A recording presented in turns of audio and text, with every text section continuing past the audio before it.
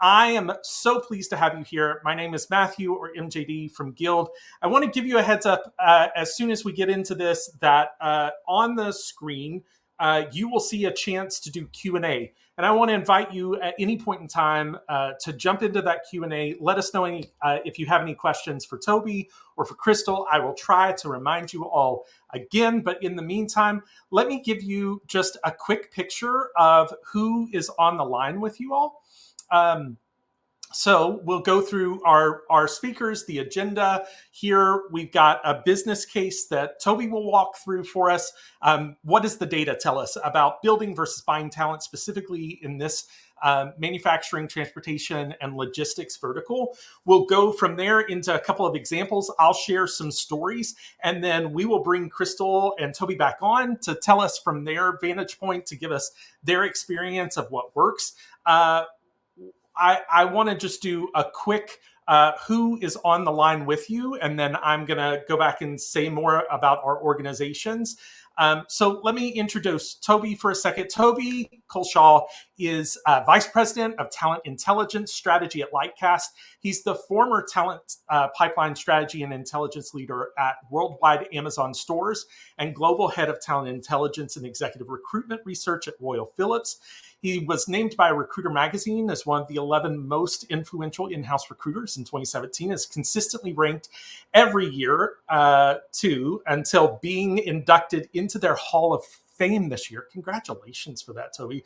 Toby's also the author of Talent Intelligence, Use Business and People Data to Drive Organizational Performance, and an international speaker on sourcing, executive research, and talent intelligence.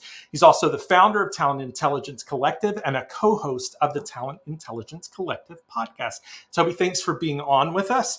Crystal is also joining us. Crystal Sampley is the head of people and organization for the Electrical Products North America Business Unit at Siemens. With extensive experience in change management, leadership enablement, workforce development within the manufacturing and electrical products industry, Crystal is dedicated to building resilient, adaptable teams that drive business success and innovation. She is passionate about fostering work environments where individuals and teams are empowered to thrive and make a positive impact. Thanks to both of you for joining. My name is Matthew, or MJD. My role is Senior Principal of Talent Strategy at Guild. I'm the least important person on this webinar, but I'll just tell you that my job is to help lead our research and thought leadership. I'm a practitioner of 20 plus years in learning and talent development, and have had the opportunity to do that in some organizations that are relevant to this vertical for sure. Folks like the manufacturing folks at Nike, or the part of the folks at General Motors, or serving in a number of other different industries to see how folks are developing and building talent right now. I'll go back and give you all just a quick why we're here.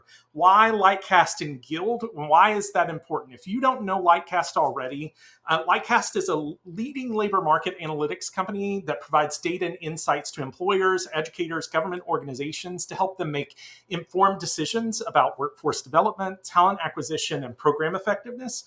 And then Guild is the leading talent development solution provider working to expand access to opportunity to the workforce. We offer purpose-built solutions and span the entire spectrum of business transformation needs, from nurturing foundational knowledge to cultivating job-specific skills and preparing for licensed roles. And so we take those learning investments and turn those into tangible business growth and sustainable talent pipelines. That is us. Now, that's preliminary view. In short, Lightcast is all about the data and the insights and showing us what is happening in the market and making sure that we're making good decisions. And Guild is all about taking that data and making sure the investments are going to the right place. With that said, I told you in the agenda, we were going to focus on the story first around the data. What does the data tell us about where building and buying are important, and what to do with that? So without further ado, I'm going to turn it over to Toby. Toby, give us the skinny. We want to hear all about it from you. What does the data tell us, and why is Lightcast here for this conversation today? Firstly, thank you so much. What a wonderful introduction. So yeah, the data on this stuff's really fascinating. So to set the scene, Lightcast, as Matthew mentioned, we're heavily into the data. So we've got about 18 billion different labour market data points, 3 billion job postings, 500 million career profiles, millions of company profiles, etc. We take all of this data, we make sense of it. So we bring it together. We have very structured taxonomies. We have very structured methodology to make sense of this for our customer base. Now, one of the things we've done more recently is look across 15 industries across a Fortune 1000 to assess the workforce challenges they're going to face. And there's a whole report around this, and don't worry about screen grabbing or anything. We're going to send all this stuff out afterwards as well. Within this study, though, we looked at 4 main ways work gets done. So we looked at industry risk score, your market risk score, your occupation score, and your skills, AI skills specifically. Manufacturing within that was a really fascinating industry for us, because you had the occupation risk score wasn't too bad, 2.06, not too bad. AI, 1.82, not too bad. Market risk creeps up into that 2.56, but the industry risk score is a 4, which means it's right up there in terms of the risk score for industries. And we can, in the Q&A later, we can talk about how that compares to other industries. But it means there's a lot happening. There's a lot of risk exposure within the industry, and that's going to impact everyone, whether you're in workforce planning, whether you're in people analytics, whether you're in HR, whether you're in the business. It's going to impact everyone across the industry. But why? One of the key reasons, and there's a few different reasons we're going to talk about, one of the key reasons is the age demographic. And we've spoken a lot around the demographic, the baby boomers, the cliff we're facing. And within manufacturing, that's very sharp. We've got about 27% of manufacturing workers are over the age of 55 and nearing retirement. That's one of the higher percentage figures across any industry. And that gets compounded. So when you start looking at what's coming in and out, and I appreciate this graph is rather small on your screen, but once you start looking at what's coming in, what's going out, so the leavers in the pink and the entering the workforce in the orange, you see a lot of the roles that we're going to be looking for across manufacturing, whether it's software development, industrial engineering, maintenance repair, mechanical engineers, electrical, you're losing a lot more people than are coming into this. And once again, there's a number of reasons around this, not least the kind of societal perception of manufacturing, and we can definitely get into that in the Q&A as well. But it means we're in a situation where you're going to have fundamentally a lot fewer people within the field and a lot more vacancies within. So you're in the supply-demand trap that's going on. That's not the only thing, though. When you start looking more broadly at manufacturing, and I'm not going to go through every single bullet point here, and I don't expect anyone to read it, but there's a lot of contextual issues going on. So you've got the whole reshoring piece, obviously very hot in the US at the moment, especially in semiconductors, EVs, clean energy. You've got the whole shift from the kind of heavy manufacturing manual roles into more AI literate or digital skills, systems integration. That's problem-solving skills are really coming through. Sustainability goals and green tech are really hot. So that's driving up in terms of green processes and renewable energy. And then you're having the whole kind of shifting in the manufacturing base from a heavy traditional manufacturing line through to much more flexible Gen AI powered production lines, faster prototyping, the whole shift in mindset of what that workforce needs from both a technical skills perspective and a softer skills perspective. So you're in this situation where you've got a demographic issue, you've got a supply demand issue, and you've got the whole skills base shift as well. And that really gets compounded. So when we look at the skills piece, manufacturing machine operators, for example, have seen a 22% increase in specialized skills in the last 12 months. That's right up to 37% when you start looking at warehouse and distribution. So the actual roles and the skills needed are shifting very, very rapidly. When you start looking at those next-gen skills and the next-gen manufacturing skills, you have a huge premium for that as well. So salaries we could see were about 28% higher for those skills, which equates to about $18,000 per year. That's a lot. I mean, obviously, huge volumes, huge numbers, so it scales very, very rapidly. So the ability to attract and the ability to pay for these workers really makes this a challenge. In fact, 45% of manufacturers said they've had to turn down business due to workforce shortages, which is terrifying, if I'm going to be honest. 58% of those familiar with manufacturing believe it offers limited career growth, and there was a similar piece in the Financial Times last week, in fact, where it looked at a survey of saying do you want to work within manufacturing? Do you think it's a good field? And is it useful for the US economy? And it was circa 80% of people said, yes, absolutely vital for the economy, absolutely vital, we should drive this forward.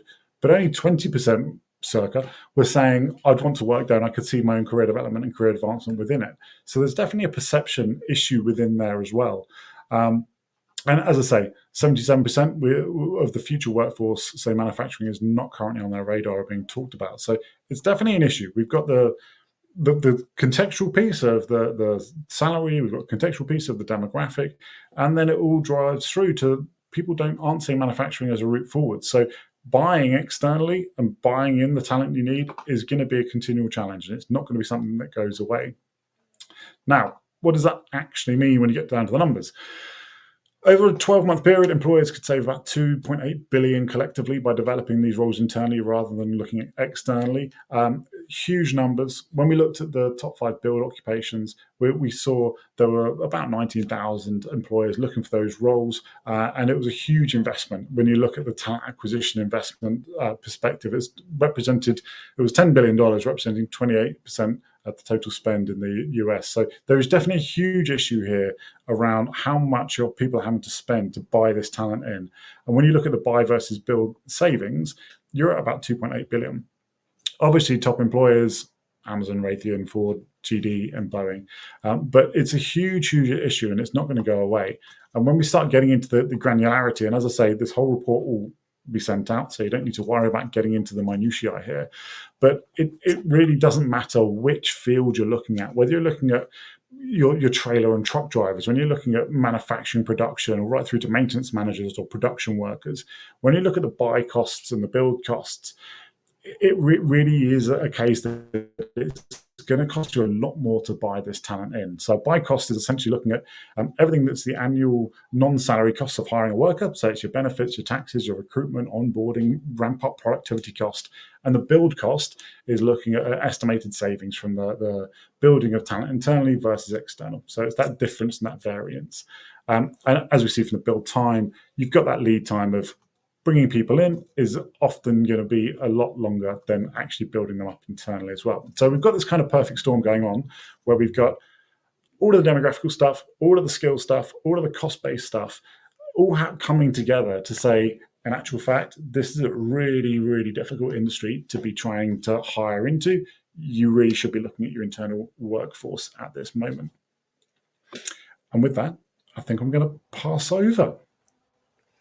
Fantastic. Thank you so much, Toby. I appreciate that. So obviously you're getting the, I guess I was going to say vibe, but we've got data. We don't need vibes.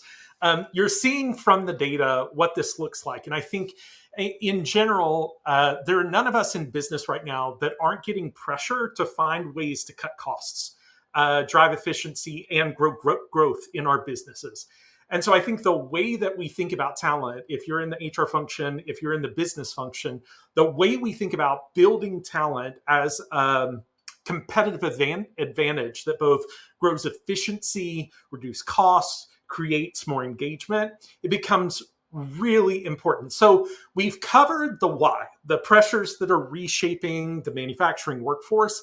I want to talk about how. We're going to shift gears here. So what are the leading employers actually doing in response to shrinking labor pools, especially in manufacturing, logistics, and transportation? So what I'm going to do is here at Guild, we're seeing some of these organizations who are incredibly forward-thinking. They aren't just reacting. They're actively building more resilient workforces. So I want to talk about what that looks like and tell you a couple of stories. I'm going to start just right up front with a particular story around one organization. And, sometimes we get to have names on the screen and tell you who it is. With this particular story, they are continuing to stay, behind the scenes. So we've got the story itself. Hopefully you'll connect with what it is. So first, companies who are being really thoughtful here are able to shape the quality and supply of the talent development that they're doing to make sure that the learning is building the skills they need. So in this situation, it's not about offering a menu of thousands of programs. It's about signaling to employees, here's where the business is going, here's what you need to know, and here's how we're going to help you get there. And they're backing it up with programs that go beyond the theoretical knowledge. These aren't just courses that should live on paper. They're built for real world impact. So an example here might be that Guild and Purdue Global, they're a learning partner of ours. We recognized a gap along the way with this particular employer to figure out that how to get entry-level production workers, those folks who are on the floor. It doesn't make sense. It was too expensive in a couple of different areas. And they liked the community college offerings, but it was a little too inflexible for employees who are already working long shifts. And so we collaborated with Purdue Global to bring this to this particular employer. Now it's been deployed across multiple employers. The program we came up with was a modular, cost-effective learning pathway. It was called Foundations of Industrial and Manufacturing Essentials. Tailored to manufacturing roles, where employees can build skills progressively based on where they're starting from. Now, unlike traditional four-year degrees, these are stackable micro-credentials that address specific skill gaps immediately. You can go apply it right now, but then you have the support over longer term.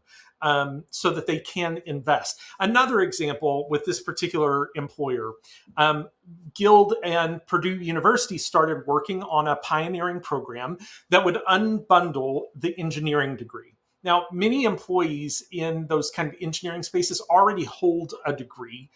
What they don't need is to go back to school for multiple years and be in programs that ultimately serve them up a lot of knowledge that they didn't need in that particular moment. And so we worked with Purdue to offer a catalog of standalone courses that were mapped to emerging engineering needs. So some of those were like topics like AI integration in manufacturing systems or smart factory optimization. These courses are modular, stackable, again, which allows employees to build custom learning pathways for themselves that are aligned to their current or aspirational roles, whether that meant gaining fluency in control systems, robotics, or advanced mechatronics. So you've got this playing out for them in really powerful ways. Let's talk about the second thing that we're seeing employers in this space in manufacturing, transportation, logistics do really thoughtfully.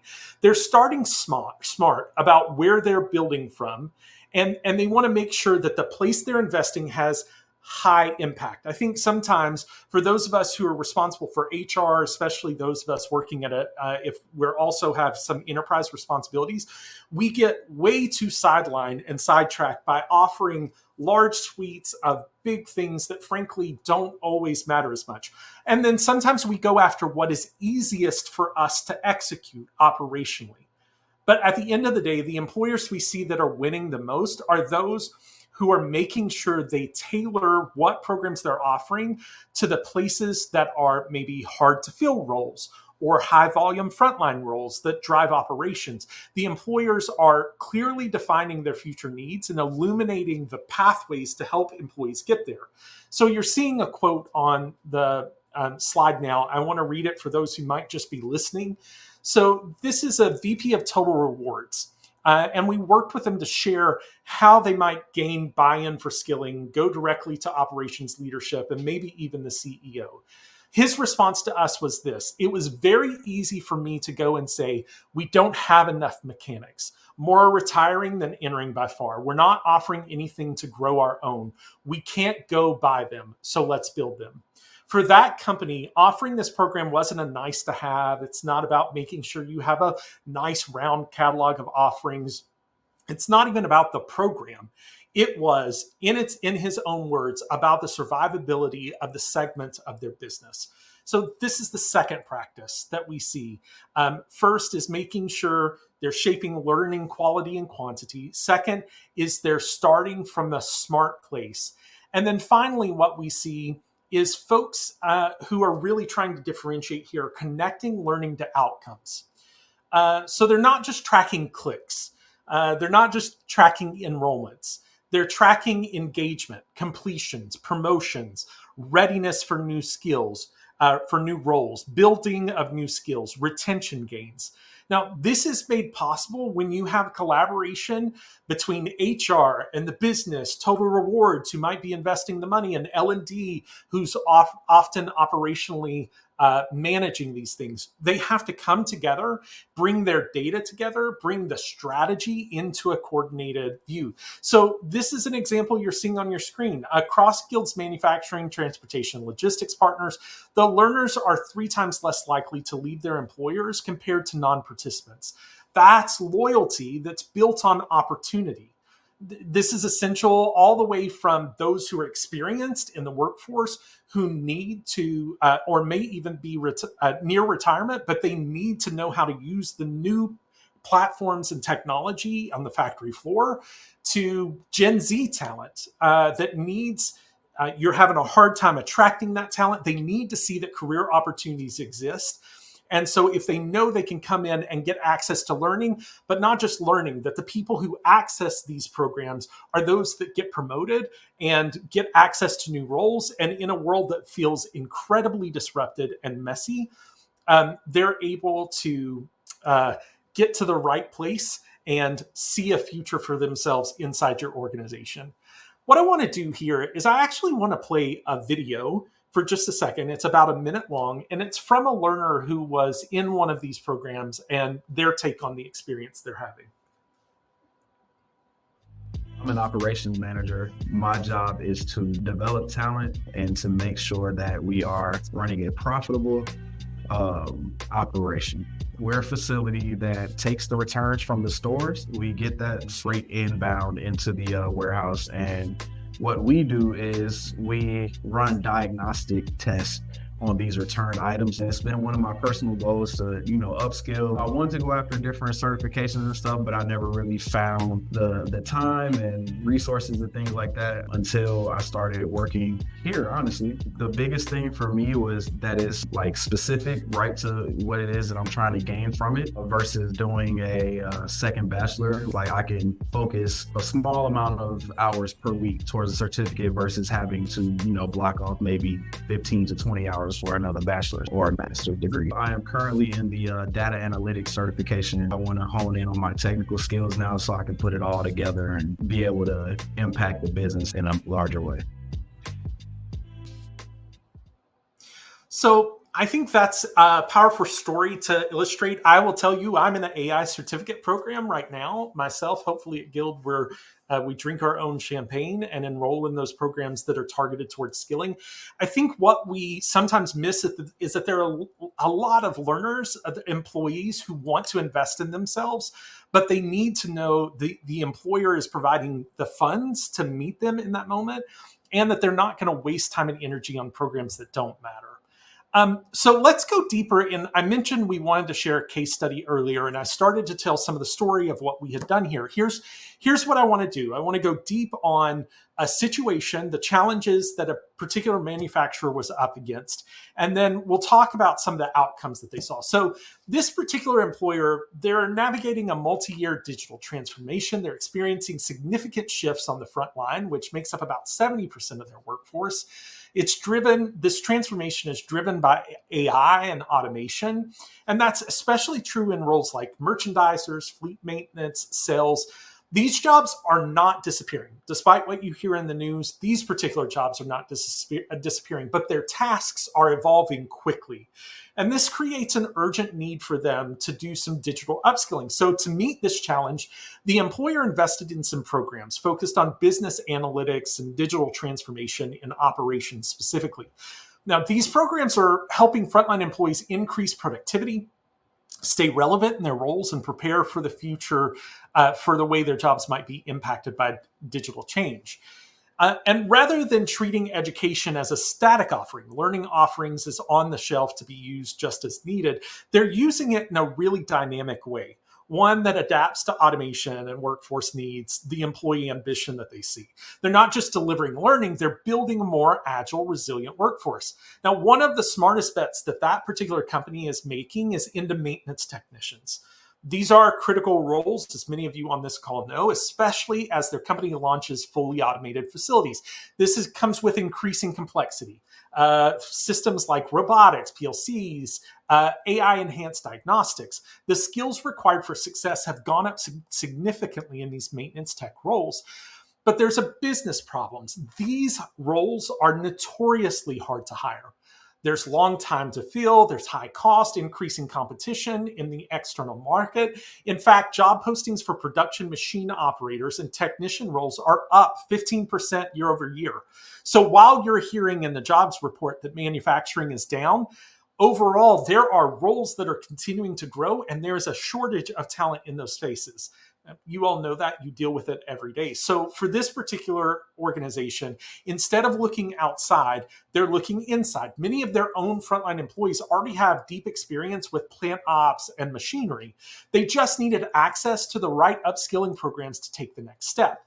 So the company explored, and we worked with us to offer pathways with industrial maintenance certs and engineering tech degrees, all designed for working adults. These internal candidates are ramping faster, they're more likely to stay, and better aligned with company culture and expectations. So what's the result for them? The learners in their organization, they're 2 times more likely to get a promotion if they're in these programs, and they're 2.5 times less likely to leave the company. Those things have real impacts on the bottom line. And this is a real story of transformation.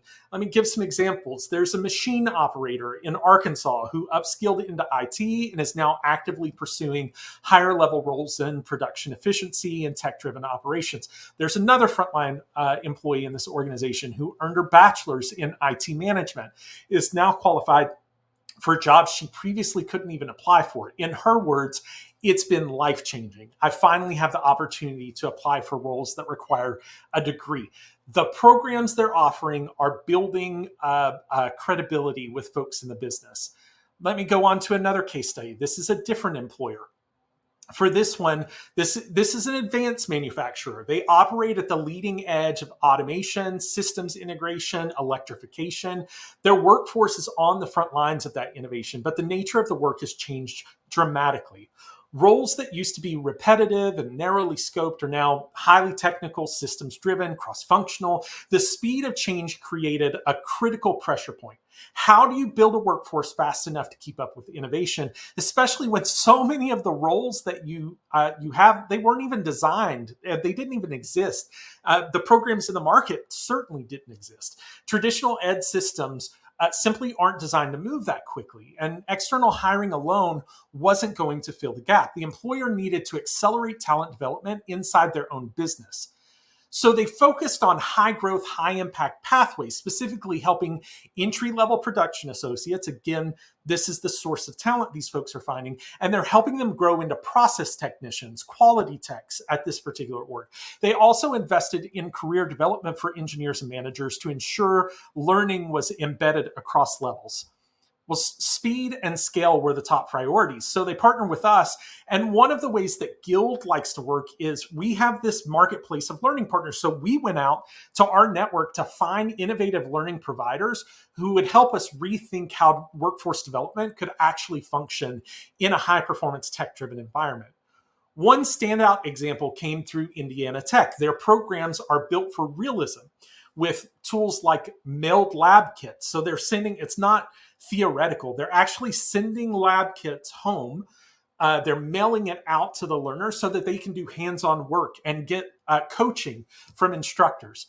They're doing virtual simulations that reflect what happens on the manufacturing floor. And it's case-based projects modeled after real production decisions. Programs like these make it possible to deliver job-relevant credentials in areas like battery systems or additive manufacturing, and employees can apply what they're learning immediately on the job. That kind of real-world alignment is critical when you're training people for roles that didn't even exist 10 years ago or 5 years ago. So let's wrap this story with this piece, which is that what were the outcomes that this organization saw? So engagement in these programs, it was 10x higher than what might be normally seen in education offerings. They had an 85% reduction in turnover for early tenure employees. You all know that is a high source of turnover in most organizations, especially in this vertical. And so these are folks with less than 6 months of tenure. They started allowing them to enroll in programs because they saw such a reduction in turnover for everyone else. Now they could get to 85% turnover reduction in turnover for that group. They also saw a promotion rate inside of these. And what does promotion tell us? Promotion is an HR rate, but in the business, what it tells us is that promotion means that there are people who have the skills that you need to move them into critical places in the business. It's how the business signals to us that they value the skills that we're building. Now, beyond the stats you see, I want to just give you stories, which is the service tech who upskilled through English coursework and is now pursuing a degree in mechanical engineering. A data labeler who took a Python programming course is now contributing to AI and automation team. A chemical operator completed safety and systems training, preparing for a more complex role in a high-risk production environment. These are real people building real skills and stepping into roles that the business desperately needs right now. So these are stories of the way people are doing it. What I want to do, I just want to plug at this point in time, there is a poll that's going up. And if these stories are interesting to you, and you want to talk more to some of the folks at Guild about this, I'd love if you would let us know, and our team can help follow up with you and make sure that we're getting you the information, the stories of folks like this in time. We would love to help you find that. So that poll is up. I want to remind you again, well, let me do this. Now that you've got that poll, can we bring Crystal and Toby back on? Because what I would love to do now is let's talk shop. You can pull the slide down. Let's just do the one that's the three of us. And let's get into it. I'm so glad to have the both of you on. I got to tell you, so far we've heard the data of where the problem is. We've got some case studies of how Guild has worked with folks. But I want to get to your perspectives about, as people who have done this work, understand this vertical, understand the nuances of it. So Crystal, I'm going to go with you. Thanks again for being on. You've got talent strategy for North American segment of global business. This gives you a really broad perspective on what's happening in the market today. So can you talk a little bit about some of the changes that you're monitoring, maybe some of the things you're anticipating right now? Absolutely. What's on your priority list? Hit me with it, Crystal.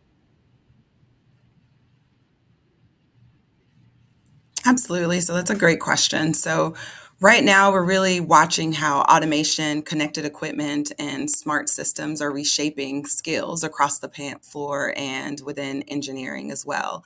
And so at the same time, a large part of our workforce is nearing retirement. So Toby had shared some stats around that, right? So we're really focused on transferring that knowledge while also shifting the perceptions of manufacturing, which is also something that Toby mentioned earlier.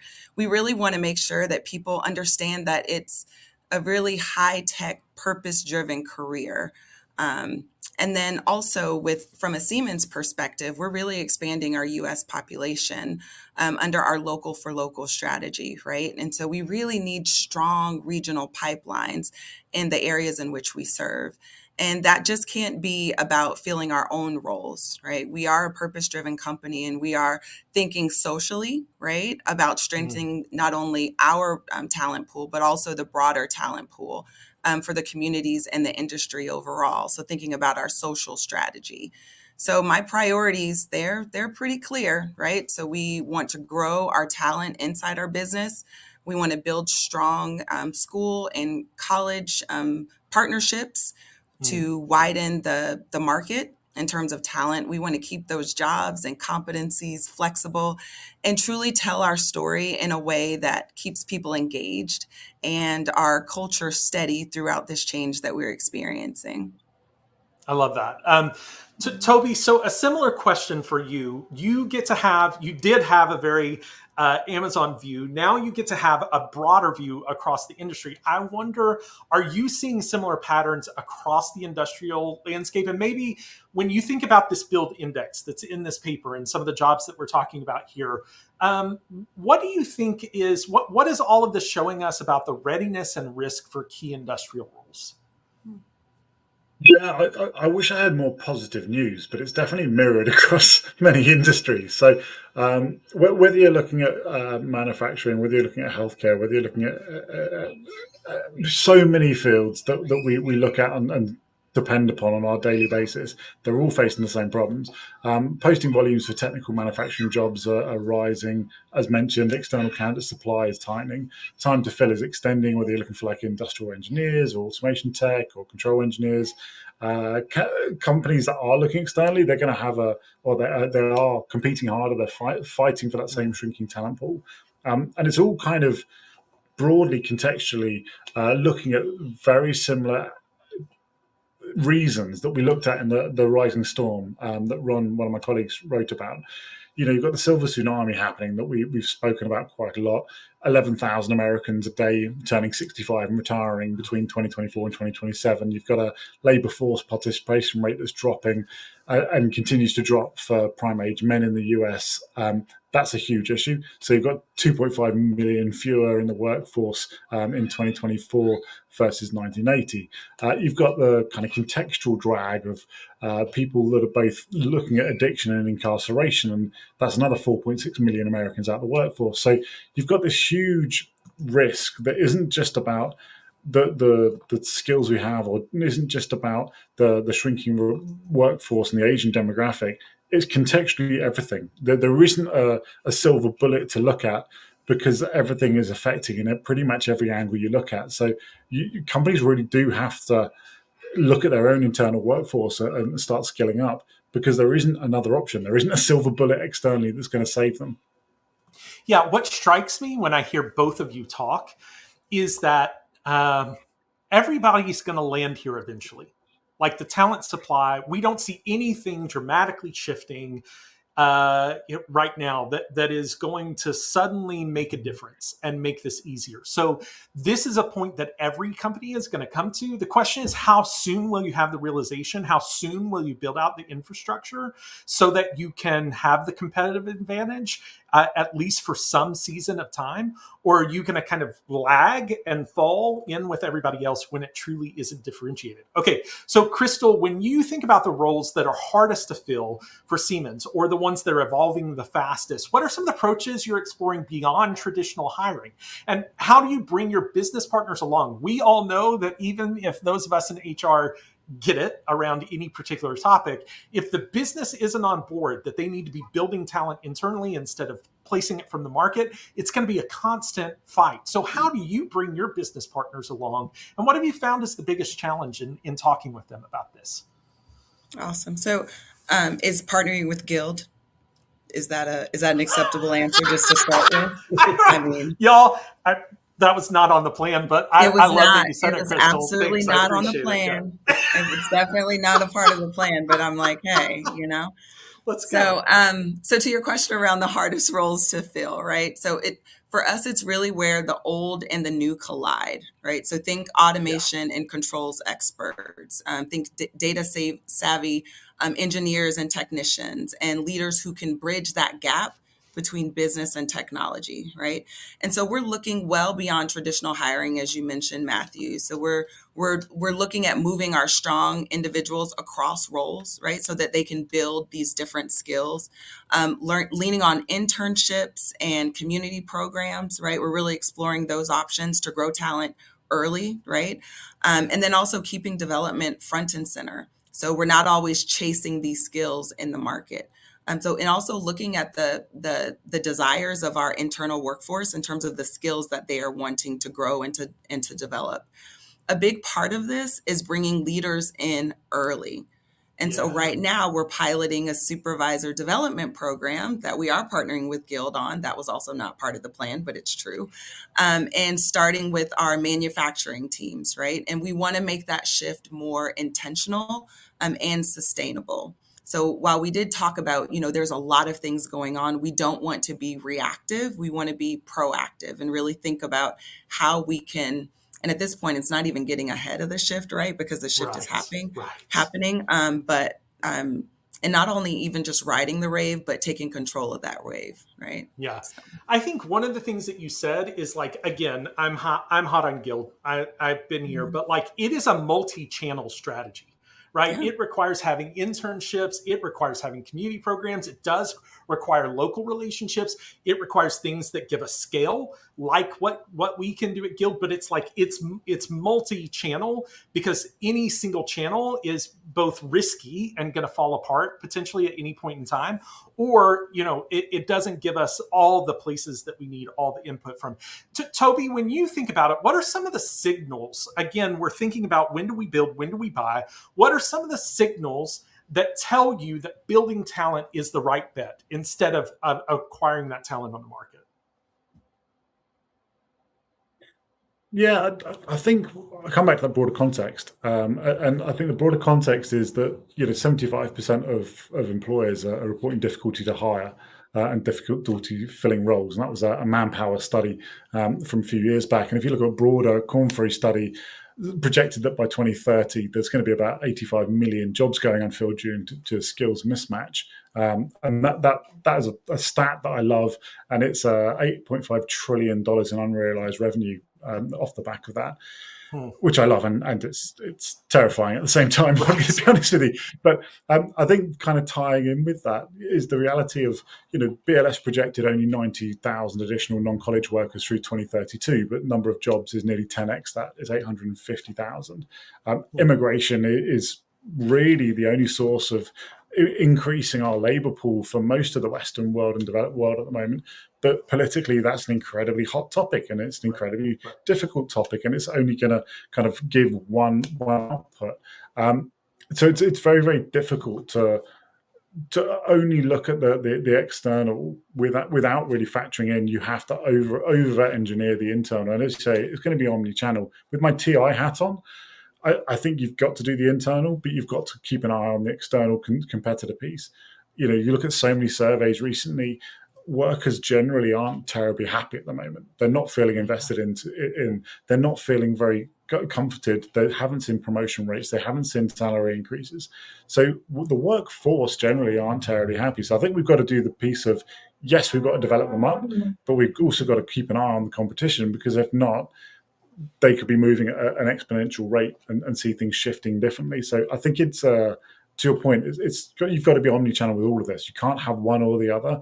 It's a multi-lever strategy.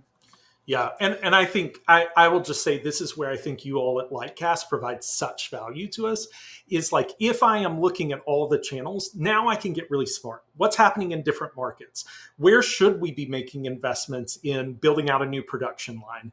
How do we think about that? This should be, this data, the data that you're handing me on both skills and talent in the market, really help us build out a really thoughtful approach. So on that note, Crystal, when you think about talent development investments, right, there's some budget, it's allocated to the folks in your heavily evolving workforce with this pace of automation, digital integration. How do you think about where to align those investments?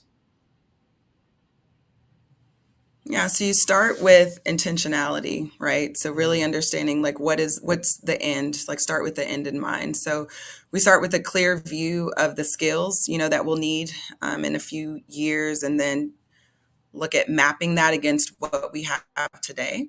And then from there, we build or prepare to build learning paths for everyone, or for those critical roles. And so whether it's but basic digital fluency, right, or advanced expertise, we want to make sure that people can actually learn by doing, right? There's so much to be said from actually having an opportunity to apply the skills that you're learning, and not just through not just through courses. And so I think that to your point of having a multi-pronged approach is really important. And we also bring in external partners and online platforms to scale quickly. And we measure that impact by looking at how fast people can get up to speed and how well they can apply this new tech or these new skills, and the results that we see on safety, quality, and output, right, which are really important to the success of our business. Yeah. Toby, I want to switch gears just a little bit. I'm going to come to you. I would love to hear your thoughts on, there are probably folks listening to this right now who think to themselves, okay, yeah, maybe I would like to do this, but how do I even get started? Where do I go to build a strategy like this? Toby, would you mind sharing a couple tips for folks about how to get started? Yeah, I'd say, as with most things in SWP or this sort of field, look at the most vital roles within your organization and look at, obviously, overlay within this context of those that are predominantly going to be looking at the demographical issue. So things like truck drivers, things like machinists, where you've got the greatest replacement urgency. Overlay that with your regional readiness. So we did a whole paper recently on talent attraction scorecard, and it shows region by region, the metros are facing vastly different situations of outflow of prime age men. So understand the context regionally of what you're facing, because that will give you the correct strategy of, all right, how aggressive do we need to be here?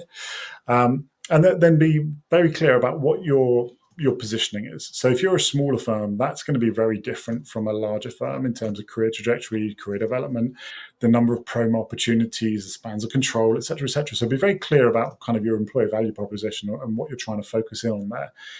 And as I say, core thing, business criticality and the build feasibility, and just understand what do we need to do, because trying to go after everything is going to be a nightmare. Trying to address your entire organization, that's hardcore.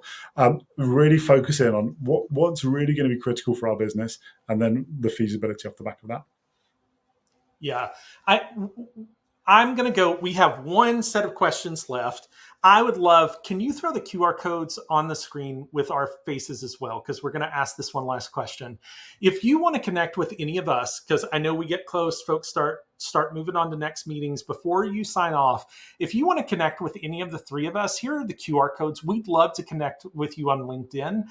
And then you heard Toby reference a couple of times the risk outlook. We had that at the beginning. He's talked about some of the demographics. And then I think really importantly, chances are you have the report. That's how you ended up at the webinar. This particular report has some of the Toby was talking about regional variations. We did a snapshot of the Detroit area. We did a snapshot of the Dallas-Fort Worth area, of the Carolinas, and what that looks like. Encourage you to follow the QR codes to look at the workforce risk outlook. And then at our Guild is holding an opportunity summit. It's 3 weeks from right now. Crystal, I can't wait to see you there in person. We are going to have some time where we're actually going to be talking about employee value proposition.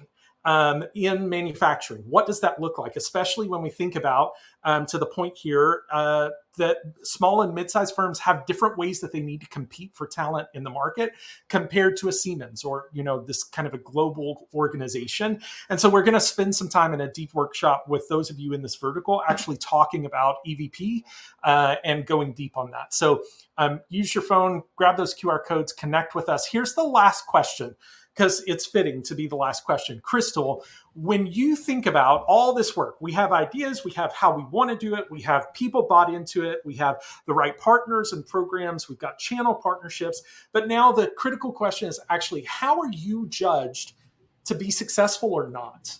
And I guess I'll say this another way, which is, what do you hope is true 18 to 24 months from now that the business can say about you and your function and the value you're providing? Oh, wow. I think one thing would be First, that they enjoy working with us, because if you can't have fun at work, then what are we doing, right? So I think that the personal connection is really important to me. I lead with that in my day to day. I know that that's not necessarily what, the basis of this question, but that is, very critical to me in partnering with my business partners. Our business partners tend to look at a few things. So how quickly we can fill critical roles, right? And how well our new hires and promoted employees perform, whether people stay, right? So sometimes people like to look at attrition, but we like to think of like retention. Are we retaining the talent that we want to retain, right, or that we need to retain? And then also how fast teams are able to adopt these new tools and ways of working. And so if we look at 18 to 24 months, my hope is that I want us to have reliable programs that grow talent with both critical technical and digital strength, that we have stronger pipelines that we can depend on, truly depend on, so that critical roles don't remain open for an extended period of time, and that we have a workforce that isn't just comfortable with new tech, but also driving results and outcome from it. Because I think that there's a difference, right? And then ultimately, success for me is about culture. I want Siemens to continue to be known as a place where people can see clear paths, right? From their very first job all the way to becoming innovators and leaders, and where that work that we do today creates opportunities for the generations that are coming behind them. And one quick anecdote, I was actually on a call with someone earlier today that had been with the company or has been with the company for 52 years. Wow. So, I think that just goes to say just the longevity that we have here at Siemens, and the opportunity to truly build a career that is meaningful, not only to the individual, but to the world around us. And I think that's pretty doggone awesome. I got to tell you, I think that sometimes when you're in HR, you forget and you get wrapped up in processes and talent management and systems but none of us really signed on for our jobs in HR because that's what we wanted, right? It wasn't about systems and tools and processes and theories. It was because we thought we could have an impact on the lives of people, that we could make their jobs more enjoyable, that they could go home and tell stories about why it matters to their kids and to their families, and to your point, inspire future generations to be a part of what we're doing here. I just want to say how much I appreciate you calling us back to our purpose of why we got into this field in the first place. I think that's really powerful. I guess I'll give you final word here, Toby, which is there anything else that you recommend leaders use to track if their build strategy is working? Are there other data points you've done from your own past and experience? Yeah, I think we've touched on the key ones already, but I really like internal mobility rate. I think particularly if you start comparing that to you against your competition, be it cut by business unit or organization or region, because you can, like, it sets the scene of, once again, the context of, are you doing this better? You might think you're great, but if your competition is doing that mobility rate faster or higher or further, you might not be. So it sets the context nicely. I think, particularly in the context of what we're talking about, skills acquisition velocity is going to be really important. How aggressively are people picking up new skills, developing new skills, and then tying to that, how fast are they actually becoming productive and using those? And I think we see that very contextually in this week, where obviously a very large consulting firm has made a load of layoffs because they said that they couldn't instill this skill set within their workforce fast enough. So I think that skill velocity and the time to productivity is going to be really core in the future. Yeah, I appreciate that. I think it looks like, give me just a second, I want to make sure of this. Crystal, there is a Q&A. Luckily, we have a few more minutes. So there was a question that came through for you in particular, and it's this. To help with business leader conversations and connecting to ROI, is there data, Crystal, that you use to track the speed of new tool or new process rollouts? Is that a metric that you all look at? Is, in particular, how quickly adoption of those things are coming in? Do you then sometimes tie that back to ROI for business leaders as you're talking with them?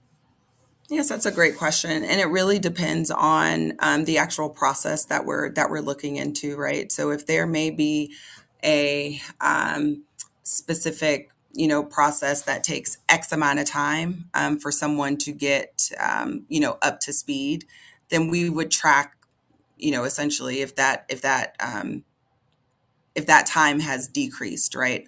A lot of it, Yeah. honestly, also has to do with employee feedback and manager Mm, feedback as well, right? What is the experience? Like, do you feel comfortable, using this equipment? Does the manager feel comfortable, setting you, setting you on your path, and now you're able to, operate the equipment or whatever the situation might be, individually. So honestly, it really depends on the particular like situation and what data is already available that the teams are using to track.